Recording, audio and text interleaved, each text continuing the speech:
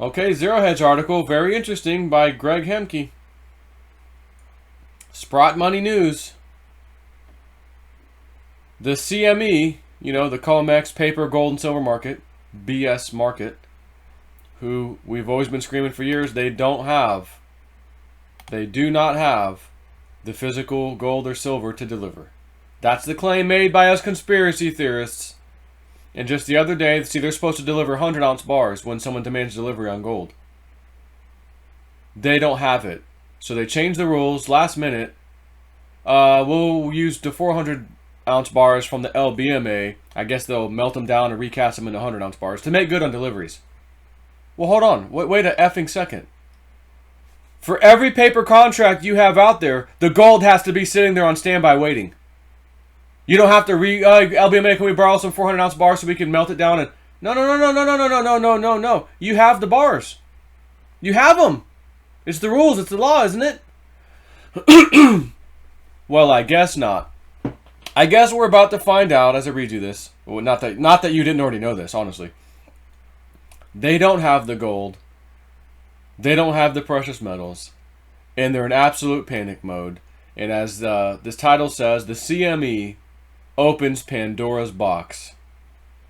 And usually you know how that goes. Once Pandora's box is open, it never gets closed. It's over.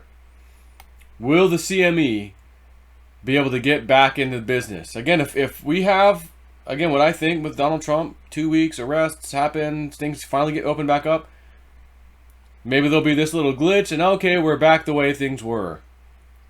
Or they're never going to catch back up and it's over for the CME. With mines, mints, and refineries closed around the world due to Corona, Shmona, the demand for physical gold has blown through the roof. This has led to some drastic measures by the CME Group, which in turn may have unwittingly sealed the fate of the COMEX and the entire fractional reserve and digital derivative pricing scheme. This latest crisis began last Tuesday when the spot market for gold appeared to seize up as the futures price roared ahead following the announcement of formalized QE infinity by the U.S. Federal Reserve. The event has been chronicled by many analysts and experts, with even Reuters and Bloomberg joining in the reporting. As the Reuters article notes, a clear shortage of the COMEX standard 100-ounce bars has developed. To counter this, and in a desperate attempt to maintain the integrity of their trading system, the CME Group immediately responded by amending the delivery procedures of their standard COMEX contract. Instead of the required 100-ounce bars, the COMEX would now be able to deliver fractions of 400-ounce London Good Delivery bars as well. First of all, this exposes the charade of what is always passed for the bi-monthly physical settlement process on COMEX. Oh sure, the COMEX vaults may have always shown 8 million ounces of gold, but quite obviously, none of that was actually available for physical delivery. Instead, each delivery month consisted of simple journal entry transfers of nothing but warrants and warehouse receipts. To maintain the charade, one bank would issue some gold and another would take delivery.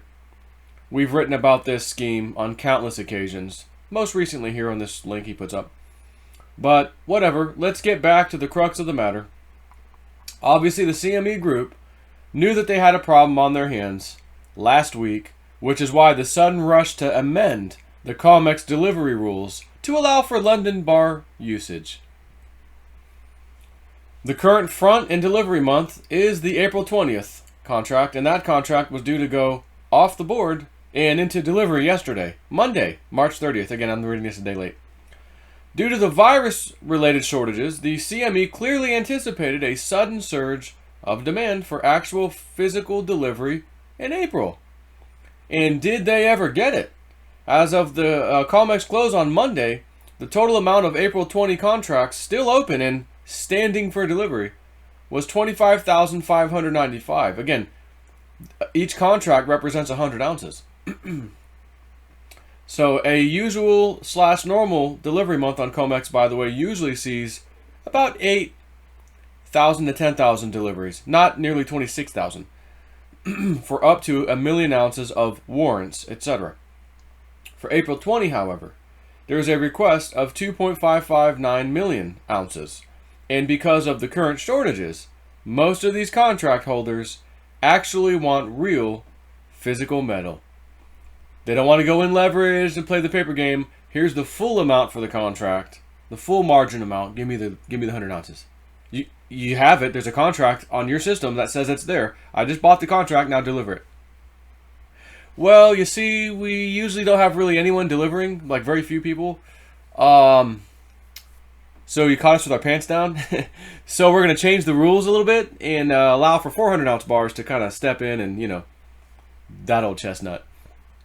Question is that going to be enough? Will that be enough to even help them out? April 20 delivery notice began to be posted on Monday evening, and just look at the volume. Be sure to note that the house account of JP Morgan had to make a delivery of 7,000 contracts, or 700,000 ounces. Not only is this close to 22 metric tons of gold, it's also more than 2 times the stated position limit of 3,000 contracts. Note too that Scotiabank was also, they got charts, you can click the link if you want to see them.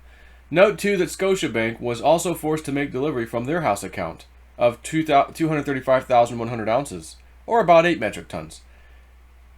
And note that so far HSBC has not posted a single delivery. But they're next. How do we know this? Check the massive, unprecedented reallocation of gold from the eligible status to registered status that took place last week. JP Morgan took the steps necessary to deliver 7.9 or whatever, 7,923 contracts, while HSBC looks to have prepared for 3,129.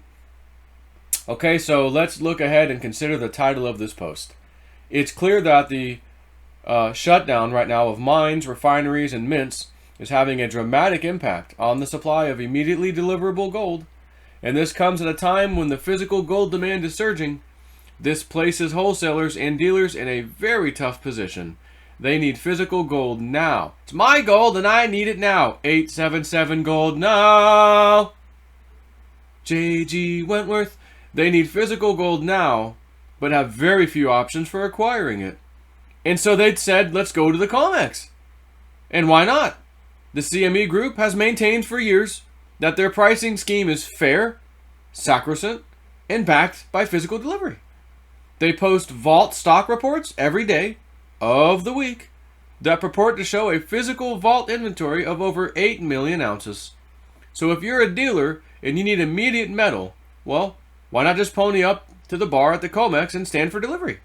After all, the CME itself claims that the gold is all there and just waiting for someone to ask for it.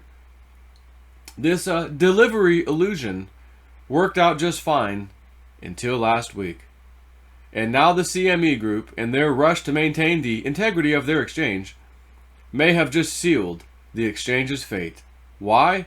Because they've opened Pandora's box by stop-gapping COMEX deliveries with the London bars, and by forcing the bullion banks that operate on COMEX to actually deliver physical metal versus their paper short positions.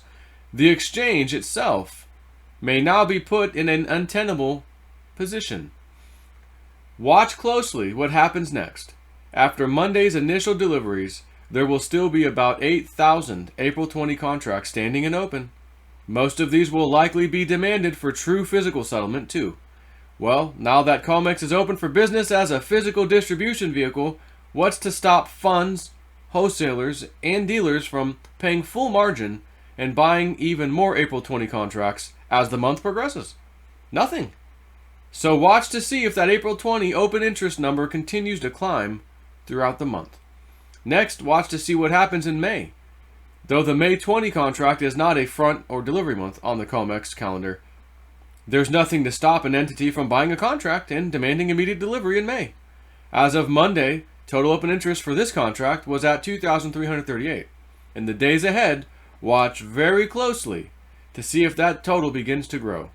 And finally, even though the CME, LBMA, COMEX may survive April, maybe, Who's to say they'll survive the next month, the next delivery month of June? Now that the proverbial cat is out of the bag, and the entire world knows that COMEX will deliver actual physical metal if pushed, and with no other readily available stores of metal around due to, Corona Shmono, what if 50,000 contracts stand for delivery in June? An unprecedented number. What if 100,000 stand?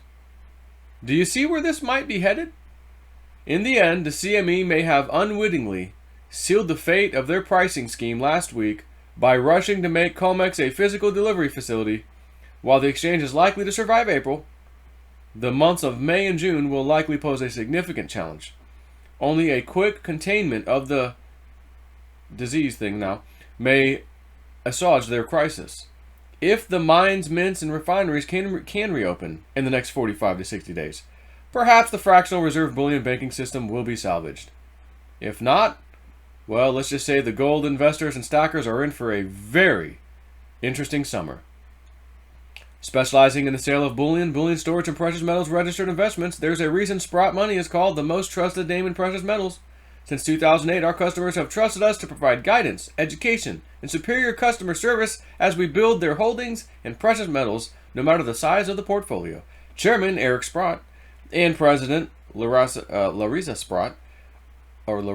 Sprott are proud to head up one of the most well-known and reputable precious metal firms in North America. Learn more about Sprott Money by clicking here. And I'll, of course, post a link to Zero Hedge that, post a link to that. So again, as he said, if we can reopen these things in the next 45 to 60 days, perhaps it'll go back the way it was. And I got to tell you, I know it's you kind of got your hopes up if you're a precious metal investor. You know what? I hope they don't open back up. Because my effing investment's about to go through the roof. Finally, and I've been so patient after this criminality. It's my turn to effing win. But I don't know that we're going to be down for 45 or 60 days. Because if those things are all shut down for that long, that means the rest of us are shut down for that long. And if the rest of us are shut down for even the lower end, 45 days, you're going to have people rioting. If they're not collecting a free paycheck, if they're not collecting a weekly paycheck, that will also allow them to pay whatever bills they have that they were used to getting before. Not just a paycheck. A paycheck equivalent to what they've been expecting this whole time, what they've been working for the last year. They will riot. It'll get crazy. Which is why, like I said, 2 weeks approximately. Now we're getting down to a little less than 2 weeks. But, I mean, it is April 1st. The 12th of April is really the hot day as far as I'm concerned. I said mid-April, whatever, 2 weeks. First 2 weeks of April.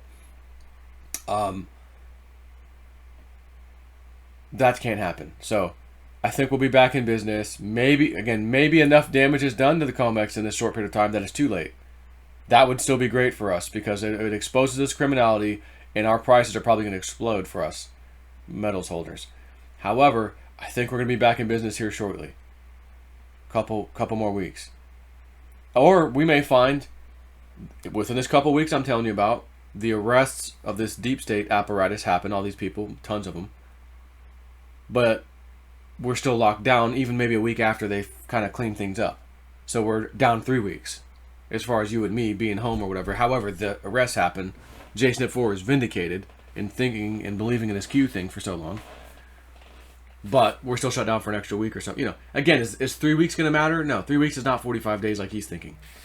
So, bottom line is, who knows? And maybe his 45-day number doesn't even need to happen. Oh no, 2 weeks is all it took. It's over. COMEX just shot themselves in the foot. It's over.